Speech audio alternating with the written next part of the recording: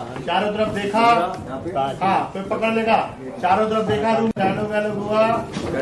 तुम मुझे कभी नहीं समझोगी, तुम मेरी दोस्त बनकर कदम पे मेरा साथ दो। राइट कैमरे के नीचे देखिएगा, दे दो। और थोड़ा सा बाहर ले, ये गलत हो गया था। क्या वही लिया है ना। एक्शन।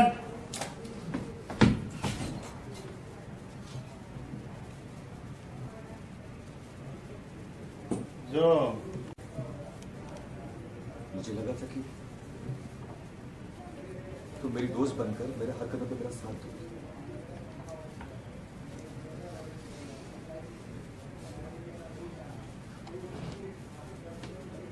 ये सडनली लुक लेना जरा। साले मुकेश, तुम्हारी आवाज बहुत तेज आ रही है। तुम्हारे आजू बाजू जो लोग हैं ना, उनको बोलो वो शूटिंग चल रही है। यहाँ पर रुक जाते हैं, सब लोग बात कर लो। ड्रेस रूम, आवाज आ रही है मेरी? तो वो या तो वो बात कर लो या शूटिंग करने क्या करना बता दो। बताओ। एक्शन।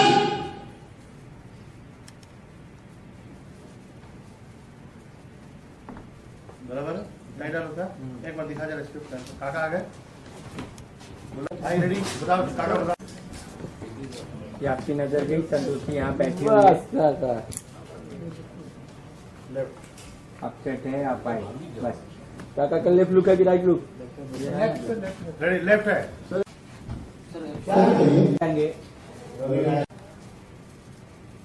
आइए काका। और वाइड आगे आइए, रुकिए, वाइड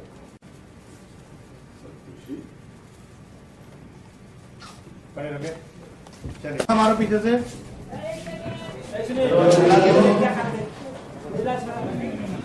खिड़की खोलो रे। इसको और कम करो। ब्लू बढ़ाना है तो बढ़ा दो, लेकिन इसको कम करो। एक से काफी है सर, दो और। एक पंखा बहुत है। ये हल्का हल्का कम करो। अरे पकड़ो लो। Ready sir, roll action. Hold पर नॉर्मल करो, पंखा रोको, रुक गया, करो चालू करो प्रमोद। जब अब जूम ले तो टाइट कर देना। करो, चलने दे, चलने दे, बंद मत करना। बैठ रहो, भेजो अयाज को। चालू कर, भेज। आइए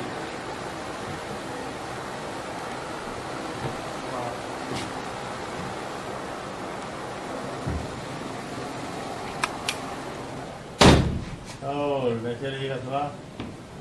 कुछ करना वगैरह अभी भी किया। निकलो, गुस्से में देखा, निकलो। कट एक बार टर्न करिए। फुल टाइट, और जो टाइट, सब एकदम। 16 इधर था ना, कोई वो टर्न भाग दिखा करने रहा को है, एकदम लगेगा। टाइट, और टाइट। हाँ एकदम एक फ्रेम पे ये, एक फ्रेम खाली चाहिए मुझे। उधर देखिए प्रोफाइल हो, ये प्रोफाइल नहीं टाइट करो ना, एकदम ये ब्लॉक चाहिए मुझे। हाँ होल्ड, हाँ रिहर्सल है ये। Action, lock. हाँ ये बनाओ जरा, ये वाला फ्रेम बनाओ बस। नहीं नहीं आधा प्रोफाइल, आधा नहीं, लेफ्ट पैन करो, camera left pan, camera left pan, camera इधर क्या फ्रेम छोड़ो, उधर से घुसेगा। ये रखिएगा फ्रेम, बस रेडी। रोल। कैमरे के पास देख रहा, कैमरे के नीचे। अयाज एक बार लुक जरा, एकदम कैमरे के सेंटर में नीचे। इधर क्या बस, घुसने वाला है? बस रोलिंग, ये वो घुसेगी फॉर्म में। रोलिंग रोलिंग और टर्न। निकलो, करे। अब एक बात बताओ, वीडियो भाई।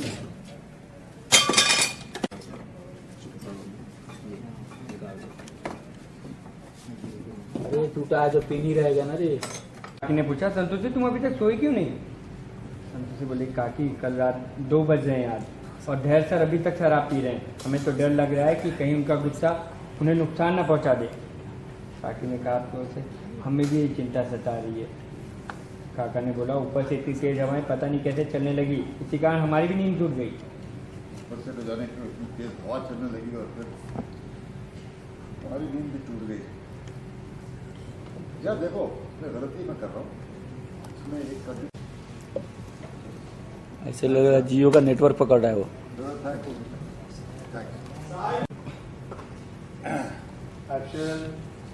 काकी ने पूछा कि तुम अभी तक सोई नहीं? बोले क्या बताएं काकी, धैर्य सर अभी तक जाग रहे हैं और दारू पी रहे हैं, पता नहीं क्या होगा उनका। काकी ने कहा ये चिंता तो मुझे भी सता रही है। काका ने बोला अचानक इतनी तेज हवा चलने लगी और हमारी नींद टूट गई। संतोष ने बोला काकी एक बार आप जाके बात कीजिए ना। काकी निकली, आपने रोका। ठहरिए यदि इस वक्त वो नशे में है, उल्टा सीधा कुछ कह देगा, फिलहाल जाने। और ये देखिए तब तक कुछ आवाज़ आई ऊपर से, रुक दीजिए। और संतोष ने बोला ये तो हमारे कमरे से आ रही, हम अभी देखते हैं। भाग गई। ऊपर देखते रहिए। ये तब तक देखिए भर भर दोनों उतर के आ रहे हैं। और तो हमारी सुनिए तो चलिए आओ यहाँ से। मैंने कहा ना तुम्हें कि मुझे तुम्हारी शकल तक नहीं देखनी है, फिर क्यों बार बार मुझे परेशान करी। देखिए रजा जैसा फेंक दिया। काका ने बोला क्या कर रहे हो तुम?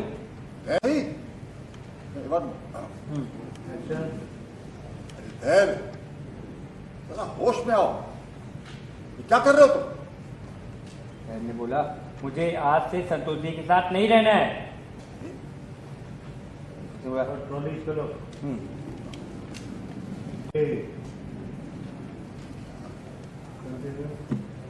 उसने कहा ऐसा गुस्सा करने से वो कोई फैसला सुनाने से थोड़ा हो जाता है, हम आराम से बैठ के बात करते हैं। मैंने कहा बंद करो ये रोज रोज का भाषण, जब देखो तब महान बनने के लिए आ जाती हो। जिंदगी में तुम्हारे ये ज्ञान नहीं काम आते, पैसा काम आता है, पैसा। अगर तुम्हारे साथ रहूंगा ना तो मैं कभी आगे नहीं बढ़ पाऊंगा। और पुष्पा क्या आओ जल्दी से। पुष्पा इधर। और पुष्पा क्या ट्रोली केस तुम्हें शिफ्ट करो, नहीं रहने में सब करेगा।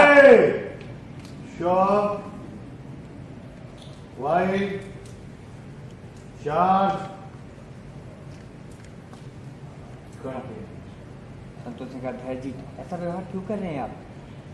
एक डील के लिए आप हमारे रिश्ते प्यार सबको किनारे करते जा रहे हैं। बहुत दूरी हो चुकी है, ऐसी दूरी बढ़ाएंगे तो क्या होगा हमारा? काकी ने कहा धैर्य थोड़ा शांत हो जाओ बेटा, फिर आराम से बात करेंगे। हाँ बेटा, शांत हो जाओ बेटा, हम बाद में इत्मीनान से बैठकर इसके बारे में बात करेंगे। एक बार और देखो बेटा, विद्या जी बिल्कुल ठीक कह रही है, इस वक्त जरा शांत हो जाओ, अब बाद में इत्मीनान से बैठ के बात करेंगे ना बेटा। मुझे किसी से कोई बात नहीं करनी है। और हाँ प्लीज मुझे कोई अपनी एडवाइस मत देना, रिक्वेस्ट है आप सबसे। सर और तुम क्या पूछ रही हो कि मैं ऐसा बिहेव क्यों कर रहा हूँ? क्योंकि मुझे तुम्हारी शक्ल नहीं देखनी है, और नहीं देखना है मुझे वो चेहरा जो मुझे बार बार हार का एहसास दिलाता हो। इसलिए धोखे से सही मेरे कमरे में आप होश में नहीं है, इसलिए आप अंदर चल के बात करते हैं, हम सब बैठ के बात करते हैं। मैंने कहा ना छुओ मत मुझे। और हाँ तुम्हारे नजरिए से संतोषी तुम्हारी पत्नी है, और पत्नी से कोई ऐसे बात करता है? एक्शन। अरे क्या अनाप शनाप बातें कर रहे हो तुम?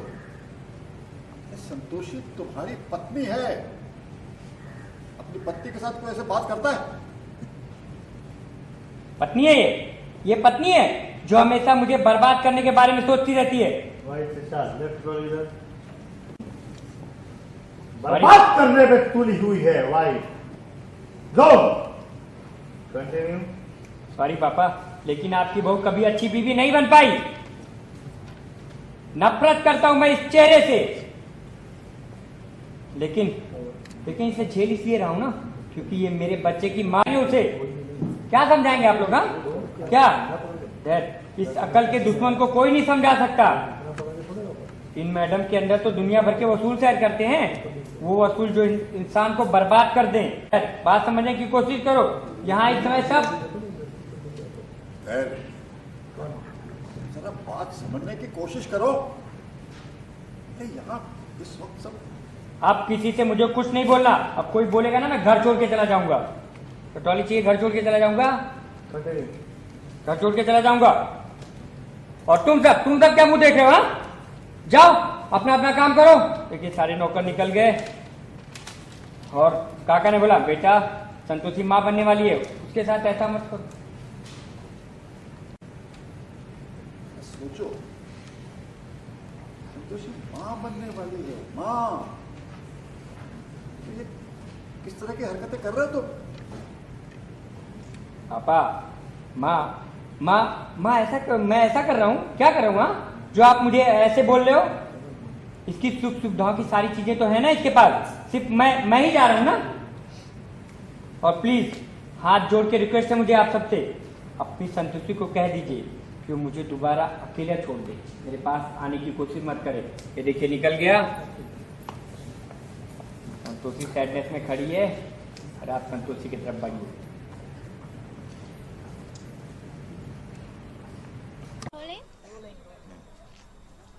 सो सर देखा है कि धैर्य और संतोषी के बीच में काफ़ी नोक-झोंक हो रहे हैं और आप भी धैर्य को बहुत समझा रहे हैं, तो उसके बारे में कुछ बताइए। देखिए, ये नोक झोंक नहीं हो रही, ये महायुद्ध तीसरा हो रहा है। और वो कह रहा है कि मैं घर छोड़ के चला जाऊंगा, ये वो बहुत इनके बिजनेस में सही सलाह दी थी संतोषी ने। मगर वो कुछ ढीठ किस्म का लड़का है, बेटा मेरा है, तो वो अभी शराब बराब पीनी शुरू कर दी उसने, और फिर बहुत ज्यादा एक दिन पी जाता है और वो इसको संतोषी को दोषी ठहराता है कि तुमने कैंसिल क्यों करवाई ये डील। फिर मेरे पास आते हैं ये लोग, तो मैं कहता हूँ मैं जरा देखूं क्या है, डील है क्या। फिर बाद में पता चलता है कि ये डील जो थी बिल्कुल गलत थी, और अगर ये डील कर लेता हमारा धैर्य तो बुरी तरह से फंस जाता वो, और उसकी हालत खस्ता हो जाती। तो वो उसके पहले का सीन है मेरे ख्याल से, जब इसने शराब वराब पी ली है और कहता है, क्योंकि उसने साइन करना है संतोषी ने कागजात, she is a member of the board, ऐसा कुछ है। और मैं उसको समझाता हूँ, अगर शराब वराब पिए हुए तो घर के घरेलू लफड़ों के बारे में है ये सिलसिला। सो अभी क्यों एंट्री हुई है पॉलेमी की? पॉलेमी की एंट्री तो नहीं, शुरू से थी पॉलेमी, बट एक न्यू कैरेक्टर, न्यू वो बीच में थोड़ी सी चली गई थी। वो देवी है और नेगेटिव टाइप की देवी है, जो कि मेरे ख्याल से उसका कुछ नुकसान किया था अनजाने में संतोषी ने। तो उसने कसम खाई है कि वो संतोषी को जरूर तंग करेगी और उसे खत्म कर देगी, और एक बार उसने संतोषी को ऑलमोस्ट मार ही डाला था। सो ये इन दोनों के बीच में झड़प है, कोई ना कोई। देखिए, हर फिल्म में हो या कोई टीवी सीरियल हो, या मैं तो कहता हूँ नॉवल भी हो, उसमें कोई खलनायक जरूर होता है, विलन जरूर होता है। जब तक टक्कर ना हो तो एक कॉन्फ्लिक्ट बनता ही नहीं है। तो यही है सिलसिला। अब आ गई है देवी ऊपर से, तो पूरी तरह कोशिश, अब वो घुस गई है इसमें धैर्य में, और धैर्य इस तरह से बिहेव कर रहा है क्योंकि पॉलेमी है, उसके अंदर से बोल रही है, कोशिश कर रही है कि इसकी बर्बाद हो लड़की। ये मुद्दा यही है। और किस तरह से संतोषी माँ जो है, देवी है, वो इसके पक्ष में है संतोषी के, और किस तरह वो हमेशा जब ये बिल्कुल कगार पे पहुंच जाती है, जब इसकी हालत खराब हो जाती है, तब संतोषी माँ आके मदद करती है। और संतोषी माँ को मानने वाले हिंदुस्तान में बहुत लोग हैं। सो सर अभी डिमोनेटाइजेशन चल रहा है, तो उसके बारे में कुछ कहना चाहेंगे? देखिए, मैंने बहुत लोगों से पूछा है। शुरू में तो लोगों को बहुत तकलीफ हुई, और चंद लोग बेचारे बड़ी दुर्भाग्यवश मर भी गए, विच इज़ वेरी सैड। मगर अब ऐसा है कि मुझे ऐसा कोई शख्स मिलता नहीं है जो कि मोदी साहब को कहे कि उन्होंने गलत काम किया है। ज्यादातर उनका पक्ष ले रहे हैं, और मुझे लगता है, देखिए, जब एक गाड़ी तेजी से चल रही हो, जैसे पहले चल रही थी, जब उसको मुड़ना हो तो गाड़ी बिल्कुल तेजी से मुड़ेगी तो डिरेल हो जाएगी। तो जब भी कुछ तब्दीली लानी पड़ती है किसी एक इतने बड़े मुल्क में जैसे कि हिंदुस्तान है, तो हाथी की तरह, जैसे नेहरू ने कहा था कि कुत्ता बिल्ली फटाफट खड़े होकर भागने लगते हैं, लेकिन हाथी को वक्त लगता है। तो इसमें भी ये जो तब्दीलियाँ आ रही है, परिवर्तन आ रहा है, उसमें थोड़ा वक्त तो लगेगा। मगर जनरल कंसेंसस, हालांकि मैं इकोनॉमिस्ट नहीं हूँ, मुझे इस बात का इल्म नहीं है खास तौर से, आई डोंट नो, मगर निजी तौर पे मुझे तो कोई ऐसा खास नुकसान हुआ नहीं है, क्योंकि अव्वल तो मैं कभी मेरे पास ऐसा पैसा पड़ा ही नहीं है। ब्लैक तो आजकल चलता ही नहीं फिल्म लाइन में, आई डोंट नो, फिल्म जितने में मैं काम कर रहा हूँ, टीवी में भी एवरीथिंग इज बाय चेक। मगर ये हाँ, जो लोग फंसे हुए बुरी तरह, उनके लिए एक अच्छा ये सबक है। And I think everybody is for this, जो हुआ है उसके लिए सब पक्ष। हमेशा, आज सुबह मैंने बात की किसी से, मैंने कहा यार क्या हाल है, तो सर 93% जो है, क्योंकि आज बंद था तो मैं सोचा कि आज शूटिंग नहीं होगी, तो इन्होंने मुझे बताया, लोगों ने बताया, उन्होंने कहा सर 93% जो लोग हैं वो इस चीज़ के पक्ष में हैं, और जो सिर्फ ऑपोजिशन वाले हैं वो हल्ला मचा रहे हैं। और अब देखिए आज बंद भी नहीं हुआ। So I don't know, I think long run में सभी इसकी सराहना कर रहे हैं, and I think something will good come out of it, I think so personally. हालांकि मैंने कहा मैं विशेषज्ञ नहीं हूँ, I am not an economist, और मुझे कोई ज़्यादा फर्क भी नहीं पड़ता जितना, I am not a millionaire. मैंने पैसे के बारे में ज़्यादा कभी सोचा भी नहीं कि मैं इसको जमा करूँ, रखूँ पिताजी की तरह। बलराज साहनी साहब भी कहते थे यार ठीक है, 2 टाइम की रोटी चाहिए इंसान को।